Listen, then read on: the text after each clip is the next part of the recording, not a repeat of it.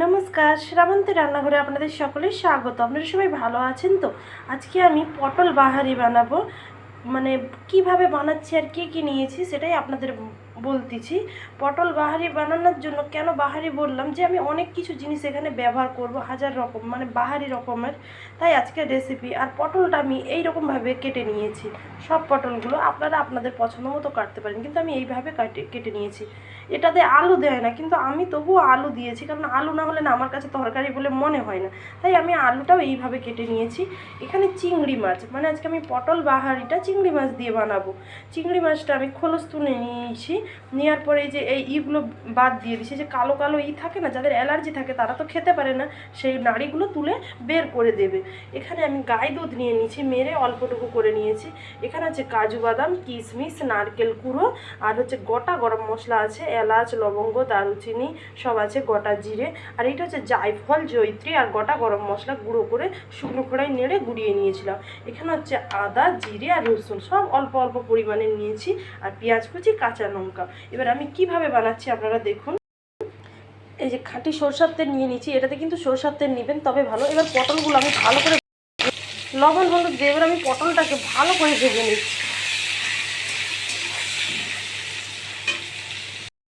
এই রেসিপিটা যারা নিরামিষ যারা খেতে চায় তারা হচ্ছে এখানে মানে পেঁয়াজটা ব্যবহার করবেন না, রসুনটা ব্যবহার করবেন না, বাদ বাকি আর চিংড়ি মাছটা আর বাদ বাকি সব ব্যবহার করবেন, দেখবে এটাও ভালো লাগবে নিরামিষের সাথে। আমি এখানে কাজু বাদাম আর কিশমিশটা গোটা নিয়েছি, আপনারা কেউ চাইলে বেটেও দিতে পারেন। আর বাহারি পটল বলেছি কেন, দেখো পটলটা এমনভাবে কাটবে যে গোটা চারদিকে যেন একটা ফুলের মতো শো করে, দেখতে ভালো লাগবে, তাহলে আর খেতেও ভালো লাগবে। দেখুন পটলটা আমার ভাজা হয়ে গিয়েছে, এবার সেই তেলের মধ্যে আমি আলুটাও লবণ হলুদ দিয়ে ভেজে নিচ্ছি। আলু ভাজা হয়ে গিয়েছে, নামিয়ে নেব।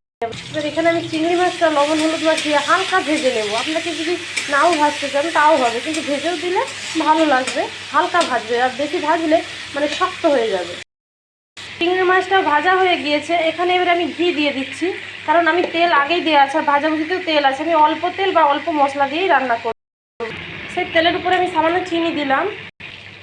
এখানে জায়ফল, জায়ফল বলি ঠিক মানে দারুচিনি, তেজপাতা, শুকনো লঙ্কা, এলাচ, লবঙ্গ সব দিয়ে দিলাম, আর গোটা জিরে দিয়ে এইগুলো আমি ভালো করে ভাজতেছি। এগুলো ভাজার পর পেঁয়াজ কুচি আর কাঁচা লঙ্কা চেরা দিয়ে দিচ্ছি, এটাও লাল করে আমি ভালো করে ভেজে নেব। এটা নিরামিষভাবেও রান্না করা যায়, আমি নিরামিষটা আপনাদের আমি পরে দেখাবো। যদি আপনাদের কারো পছন্দ লাগে তাহলে আপনারা জানাবেন আমাকে, তখন আমি বানিয়ে দেখাবো। এগুলো আমার সব ভালোভাবে ভাজা হয়ে গেছে। এবার সেই আদা, জিরে আর রসুন বাটাটা আমি একদম অল্প অল্প মশলা দিচ্ছি, আর আমি এটা সিলে বেটে নিয়েছি। সিলে বেটে নিবেন, দেখবে টেস্টটা খুব সুন্দর লাগবে। একসাথে আমি অল্প অল্প মশলা নিয়ে সব বেটে নিয়েছি। মশলাটা আমার ভালো করে ভাজা হয়ে গেছে। আপনারা অনেকেই আছেন যে জিরা খান না, তারা জিরা না দিয়েও আদা রসুন দিয়েও করবেন, তাও ভালো লাগবে। এখানে একটু এবার আমি হলুদ দিলাম, জল দিয়ে দেবো।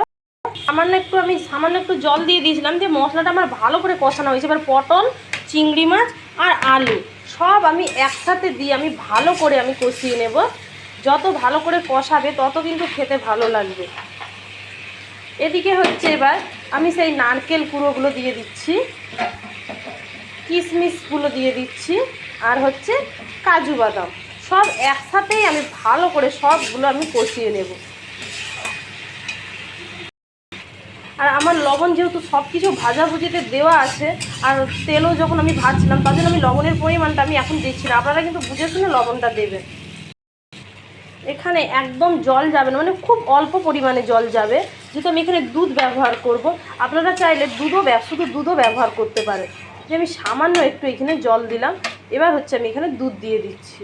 দুধটা আমার মরে গেছে, মরে এইটুকু হয়ে গেছে, নাইলে আমি এখানে জল ব্যবহার করতাম না, আমি পুরো দুধটাই দিতাম। আর এটা পুরো গা মাখা হবে, তাই এবার আমি ঢেকে দেবো এটাকে। এবার আমি ঢাকা দিয়ে দেব। আপনারা একবার করে দেখবেন, সবাই আঙুল চেটে পুটে খাবে। বাহারি পটলটা খুব সুন্দর হয়ে গেছে। এবার সেই জায়ফল, জয়িত্রী আর গোটা গরম মশলাটা গুঁড়োটা আমি দিয়ে দিলাম। আপনাদের একটা কথা বলি, আপনারা হয়তো অনেকে ভাববেন যে হয়তো এটা কেউ বিহারি পটল, বিহারি নয়, এটা বাহারি পটল, আর নামই বাহারি পটল। আমি নিজেই এই রেসিপিগুলো রাঁধি আর নিজেই নাম দিয়ে দিই।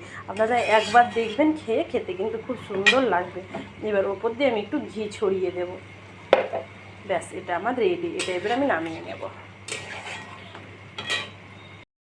এই দেখুন গ্রেভিটা এইরকম থাকবে। আমার বাহারি পটলটা খুব সুন্দর হয়ে গেছে। এবার হচ্ছে এর মধ্যে আমি কয়েকটা নারকেল কুড়া দিয়ে দিচ্ছি।